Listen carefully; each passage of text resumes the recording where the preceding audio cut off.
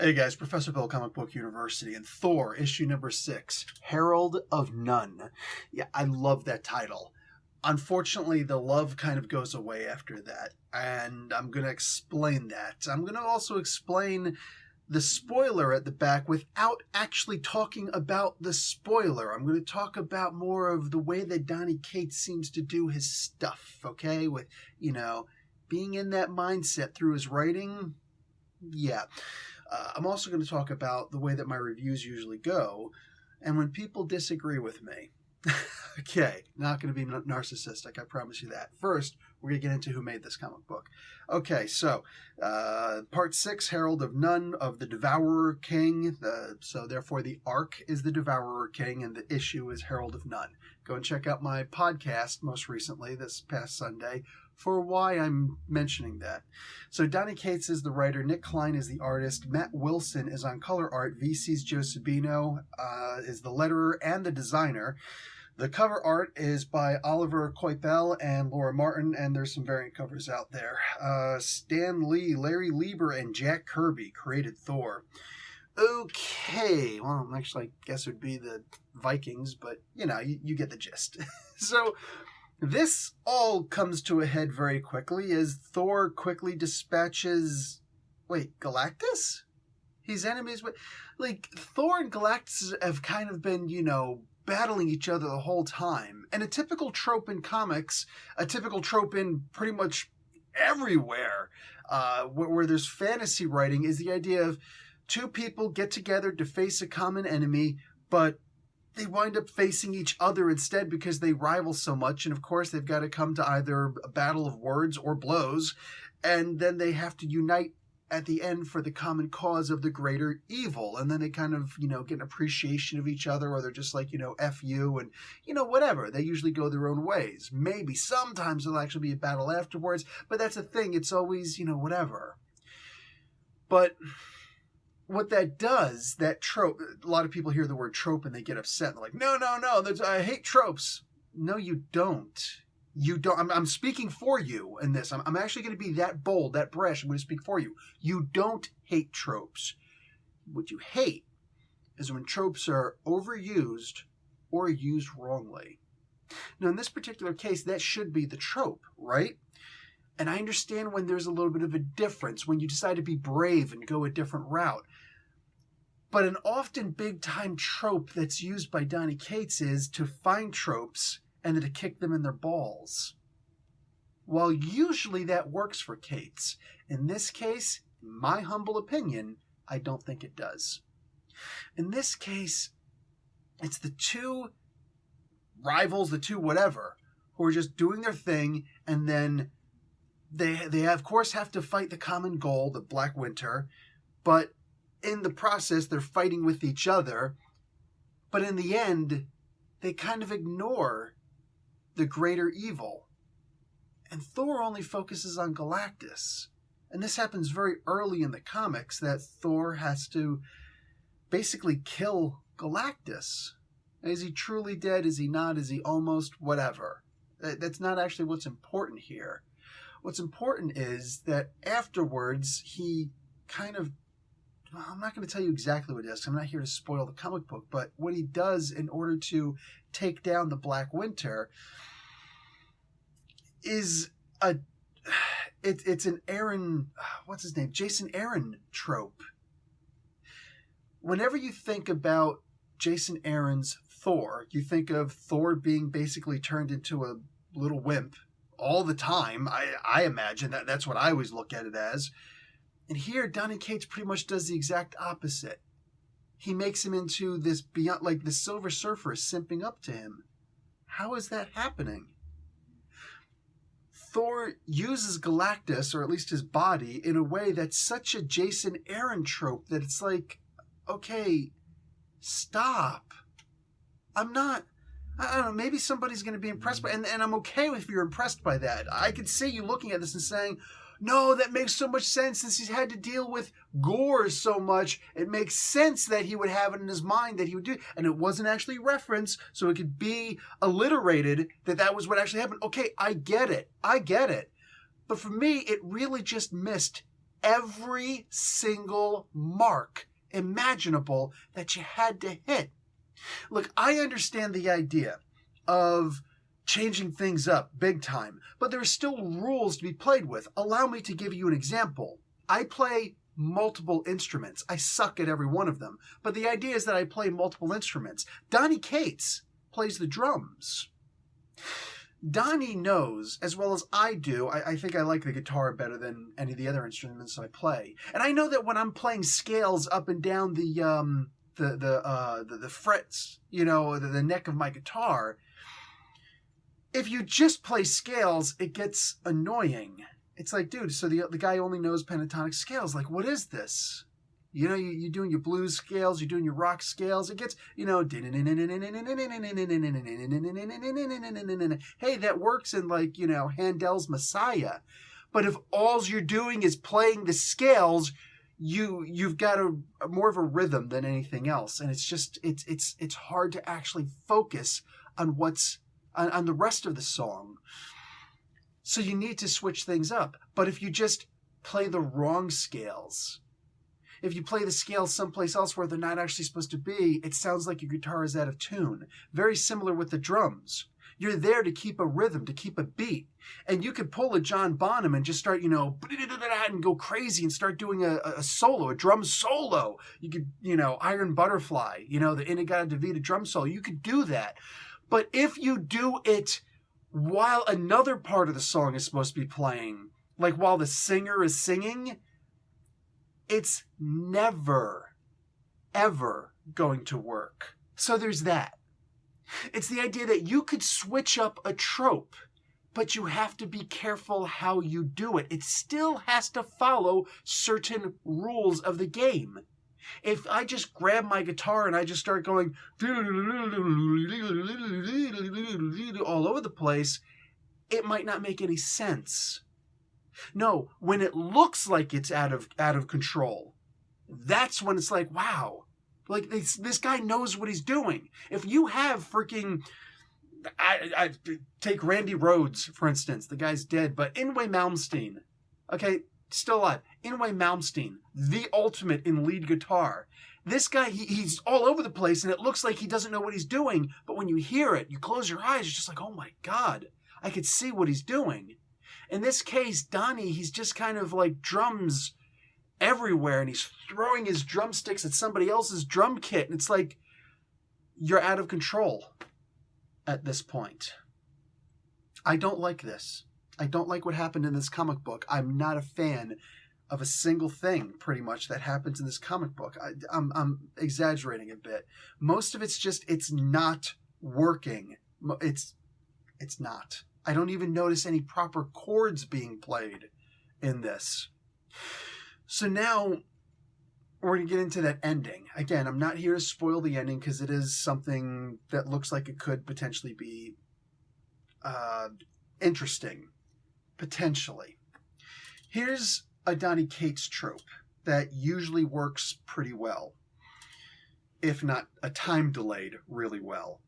Donnie likes to take something and then incorporate something else, and then have this reference that, and then later on this will reference that, and then something else appears over here, and this will reference that, and boom, boom, and you get what I'm saying, right?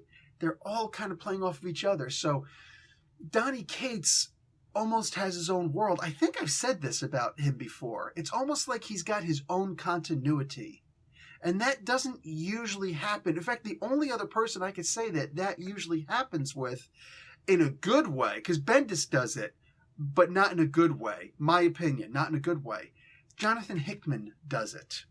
And I've said this many times about Jonathan Hickman, that ultimately you will understand his work better if you ignore everything else that's happening in the universe. If you take every single thing that Hickman has ever written, even if it's not in Marvel, even if it's someplace else, and you just take it and you read them as though it's its own continuity, it's a thing of wonderment.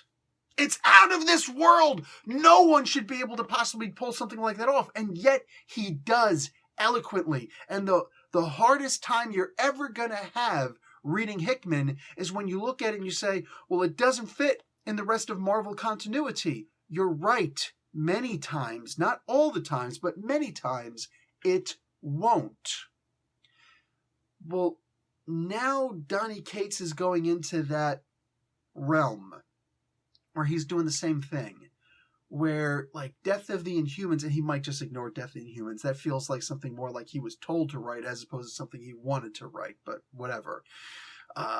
Cates, like you take all of the different works that he's done in Marvel, and maybe Baby Teeth will show up in here at some point. Who knows? You know what I'm saying? Like, you know, in a legal way. You know, so Aftershock doesn't be like, I'm going to sue Marvel now.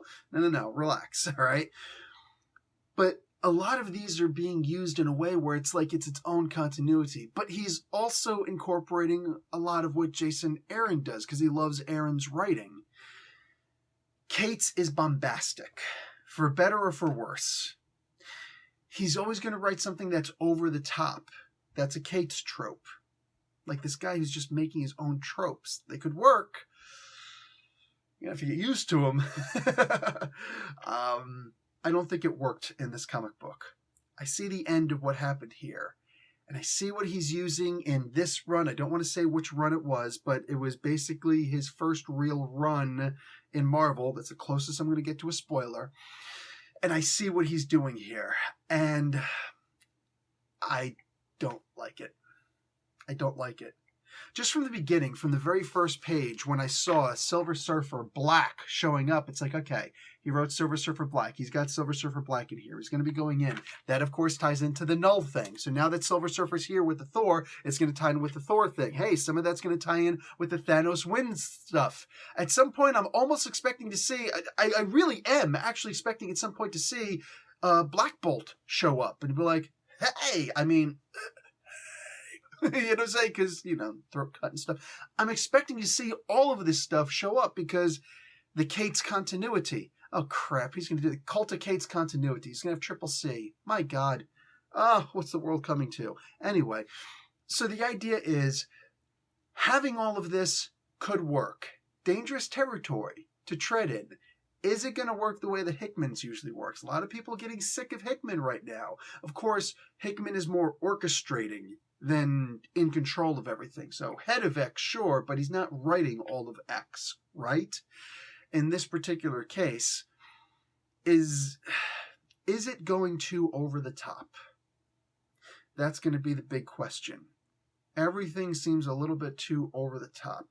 Something else that's interesting is the way that Cates writes Thor is way too powerful, which is in sharp contrast to the previous run, 7-year run, whatever it was, of Aaron writing Thor as he's unworthy. And just in my opinion, like, while I liked a lot of what was going on, it was like, you're making him too weak at this point, because Thor without the hammer is still the goddamn god of thunder. So what the hell? So now I'm just getting I'm getting polar opposites practically. When I start thinking of polar opposites in this point, I start thinking of the Ultimatum books, which made people really pissed off in the Ultimate Universe, right? Okay, I just shifted the poles. We're good. Really? That's like the weakest Deus Ex Machina I've ever seen. Deus Ex Machina I've ever seen in my life. And it's almost like that's what's happening here. Thor just went from super weak to way too powerful. He just bitch slapped Galactus. And this ultimate threat of the Black Winter, at one point it was funny. I laughed. He's like, and you what do you call it? Galactus, you're, blah blah blah blah blah, and now you're being a punk to a hailstorm? Did he even say a hailstorm? A hail flurry. Something like that. Whatever. Like, wow. Wow. But then when he actually treats it like such, oof. So I'm, of course, going to keep reading because obviously there's something coming. How long will it take for this to happen? At one point, is Marvel going to... I don't know how close Marvel's playing this to the cuff. how close they're keeping their ear to the ground on this one. Like, are the fans still massively in love with this? Are the fans still massively in love with this? I don't know. This is what's going to lead me into a commentary about the way that I do reviews. I'm honest to a fault about everything. I get in trouble in my personal life a lot because I'm honest to a fault. I'm not a bad guy. Like, I don't go around cheating on my wife or anything like that.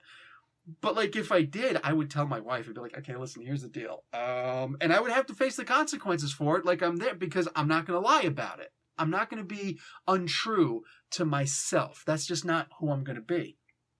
So, when I make a review on a comic book and it's not a very favorable review, there's going to be a bunch of people who love the comic book and, like, this is their religion. And they're going to be like, you're being childish. You're being stupid. You're being unfair. You're being a butthead. I can take it. You know what I'm saying? I can take it, but I'm not going to keep you on the channel. I'm not. That's not the kind of environment that I'm gardening here. You know what I'm saying? I'm not here to insult Donny Cates. I think that he's a good person. I do. You know what I'm saying? And I don't think he's a bad writer. I don't. But nobody's perfect. Donny Cates isn't the second coming of Christ. God, if somebody ever called him that, he'd be pissed because he's down with the devil. Just listen to the way he talks. He's down with the devil, man. And he's not the freaking Beast 666. He's not Aleister Crowley, back from the dead, pulling a Lazarus on us. That's not who he is. He's just a guy. He's a guy who's a freaking phenomenal writer. And I recognize that. But if I don't like a particular storyline, I'm going to say it. Now, what usually happens is I'll get a small percentage of people who will tear up the comments section or whatever, be like, you suck. They don't stick around for very long. I boot their asses. You make a personal attack against me. You're the one who started the personal attacks. I'm not here to play with that.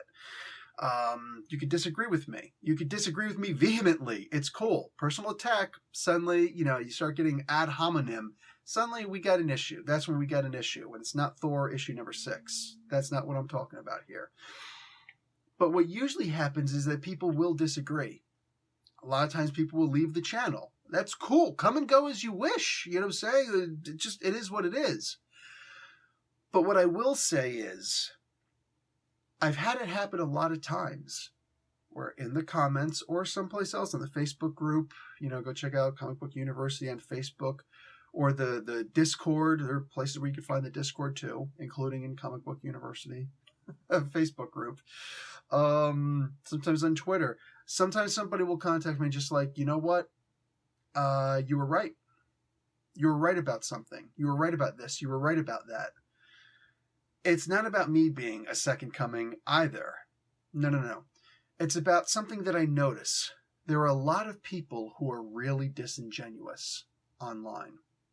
If you like everything that you read, you're probably being really disingenuous. I don't do these reviews for an audience of one. What do I mean by that? I'm not doing this review for Donny Cates. If Donny Cates looks at this review, and he's looked at least one of my reviews before. Very cool guy. Got an interview out of him for that. Very cool guy. But if he looks at this review and he's just like, man, you're not saying nice things about my stuff. I'm not saying nice things about this one thing, but I'm going to be honest. I'm going to be blunt about this. Because at the end of the day, that's what we have to be. We have to be honest. Have to be polite. Have to be nice. Can't be assholes, and that's a huge difference between me and some of that other crowd on YouTube that supposedly reviews comic books, but, not really. You have to be polite, but you got to be honest. My reviews aren't for Donny Cates. My reviews aren't for Nick Klein. Did he do the art on here? Yeah. And Matthew Wilson, who did the colors. My reviews aren't for the people who made this comic book. Unless they want to look at this and say, oh, well, here's some actual criticism. They'll decide if they perceive it as being constructive or not. But I'm just here to talk about the comic book. That's it. And I'm being honest. I know that there are a lot of comic book reviewers out there. I'm not going to name names because I don't want to make this personal. There are a lot of comic book reviewers out there who will read a comic book and they're like, I want to get in good with Marvel. There's a chance that could happen. I will probably never be one of those guys. I lost dreams of that years ago, about 2 years ago, because I recognized they want a certain kind of person who's going to give them 10s on most of their stuff, and like the lowest you're going to go is like a 6. Even if you give a 5, it's like, I don't know, we might have to get rid of this guy. Sure, whatever you want. I don't care. My reviews aren't for Marvel or DC or for whoever. My reviews are for the audience. If certain members of the audience don't like it, it's not for you either. It's for a general audience. It's for me to simply rant, positively or negatively, on what I like and or don't like, or things I'm just in general neutral to. I'm more neutral to this than favorable, and I don't dislike this. The trick is, people usually come back afterwards when they see a little bit too much of what I was saying, whether they heard what I was saying or not. And like, wow, yeah, Bill was right. This has gone too far. Or you just say, screw Bill, and you block me. Whatever. The idea is, I'm just being honest about this. Nothing hateful. This comic book could wind up probably will lead to another event. Why do I say this? Because Marvel, like I said, I don't know how much they've got their ear to the ground, but they really like the kind of stir that Cates is getting. So they're giving him event after event after event. They gave him that starter event, Damnation, with Nick Spencer, who Spencer's mostly stepped away from there. He's mostly stepped away from the event world, because after the very unfair, overly harsh feedback about Secret Empire, he's just like, I'm going to keep writing. I'm going to stay off of social media, and I don't blame the guy one bit. That was extremely unfair. We didn't get the resolution that we deserved, because there were a certain number of crowd who were just way too overly dickish about it. That's like my one rule: don't be a dick,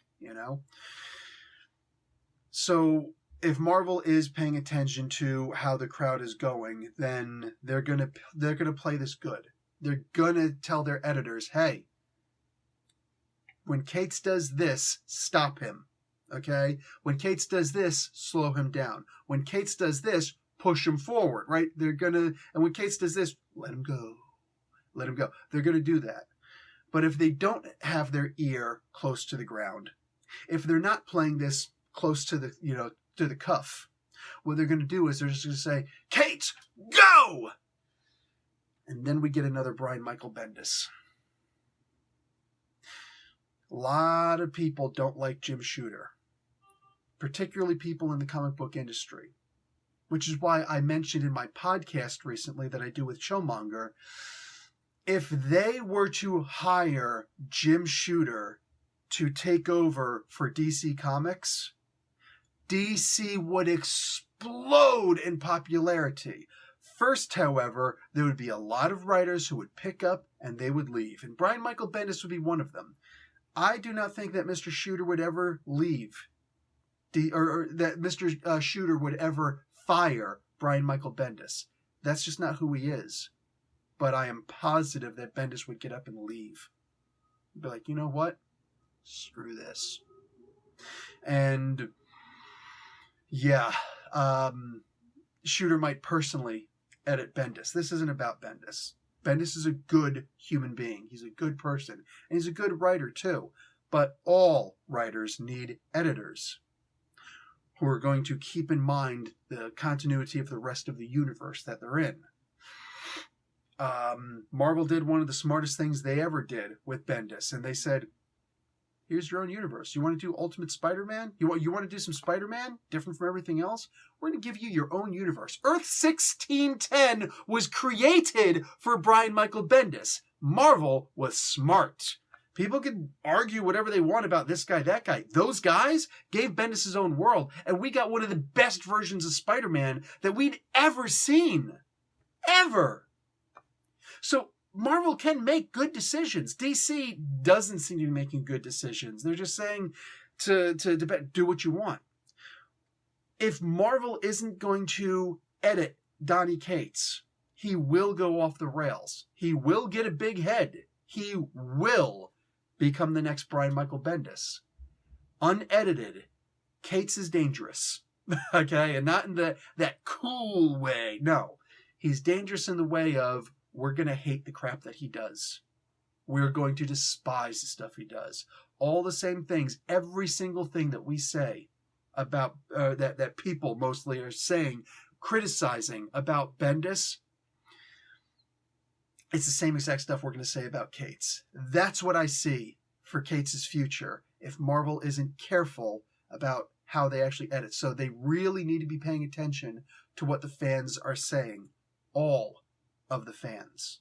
The people who are reading Donny Cates' work, they got to be really careful with that and listen to the fans. Play it close to the cuff. Anyway, guys, that was a really long interview. Hey, do me a favor. Watch an ad. It's the only way we get paid. Or sign up for the YouTube. Links below. And like the video for crying out loud. Talk to you guys later. Professor Bill, Comic Book University. Class dismissed.